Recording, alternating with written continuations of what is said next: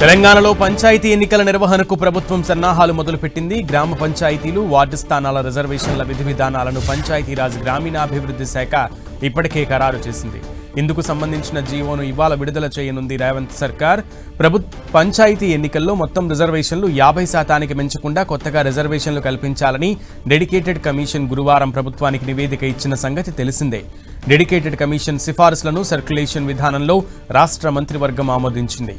గ్రామ పంచాయతీలు, వార్డుల్లో బీసీ, ఎస్సీ, ఎస్టీలకు సంబంధించిన రిజర్వేషన్ల జీవో ఇవాళ జారీ కాగానే ఇవాళ రేపు రాష్ట్రంలోని 12,733 జీపీలు, 1,12,288 వార్డులకు రిజర్వేషన్లను అధికారులు ఖరారు చేయనున్నారు. వార్డు స్థానాలకు ఎంపీడీఓలు, సర్పంచ్ స్థానాలకు ఆర్డీఓలు రిజర్వేషన్లను ఖరారు చేస్తారు. అలాగే మహిళలకు 50% రిజర్వేషన్ కోటా కింద రాజకీయ పార్టీల సమక్షంలో లాటరీ విధానంలో వారికి సగం సీట్లు కేటాయిస్తారు. ఈ నెల 24న హైకోర్టుకు పంచాయతీ ఎన్నికల నిర్వహణపై రాష్ట్ర ప్రభుత్వం తన నిర్ణయాన్ని వెల్లడించాల్సి ఉంది.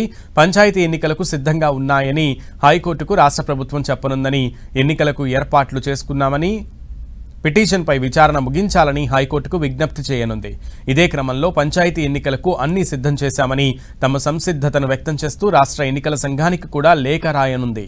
ఈ నెల 25న రాష్ట్ర కేబినెట్ సమావేశం కానుంది. అదే రోజు రాష్ట్ర ఎన్నికల కమిషన్ కూడా ఎన్నికల ఏర్పాట్లపై ఉన్నత స్థాయి సమీక్ష నిర్వహించనున్నట్లు తెలిసింది. ఆ మరుసటి రోజు పంచాయతీ ఎన్నికలకు షెడ్యూల్ ప్రకటించనున్నట్లు సమాచారం. 3 రోజుల వ్యవధితో అన్ని జిల్లాల్లో 3 విడతల్లో ఎన్నికలు నిర్వహించేలా షెడ్యూల్ జారీకి ఎస్ఈసీ కసరత్తు చేస్తున్నట్లుగా అధికార వర్గాలు వెల్లడించాయి.